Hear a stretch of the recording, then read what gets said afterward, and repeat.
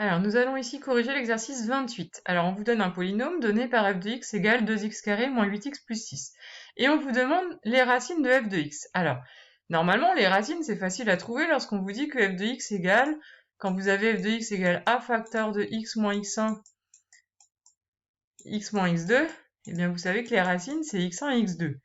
Mais là, pas de chance, on vous donne pas l'expression de la forme factorisée. Donc, du coup, il faut que vous trouviez les racines d'une autre façon. Alors, on vous les donne et on vous demande de vérifier que ça fonctionne. Alors, ça veut dire quoi être une racine? Une racine de f de x, soit on les voit quand on en a donc cette expression, l'expression factorisée de f de x, sous cette forme-là. Quand c'est vraiment cette forme-là, on sait que les racines, c'est x1 et x2.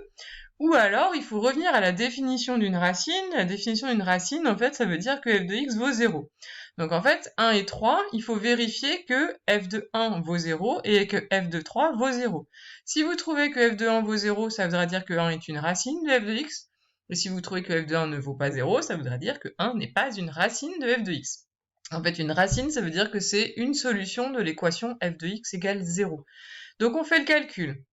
On calcule f de 1. Donc f de 1, on remplace le x par 1, donc ça fait 2 fois 1 au carré, moins 8 fois 1, plus 6.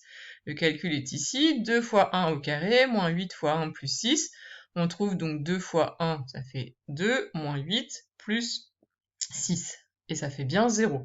Pareil pour 3, on remplace le x par 3, donc 2 fois 3 au carré, moins 8 fois 3, plus 6. Le calcul est ici, on le fait, on trouve 0.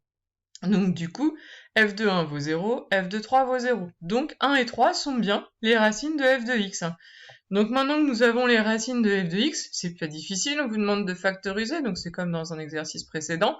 Factoriser lorsque nous avons le petit a et les deux racines, on a juste à appliquer notre formule. Le petit a c'est 2, c'est le coefficient devant le x carré.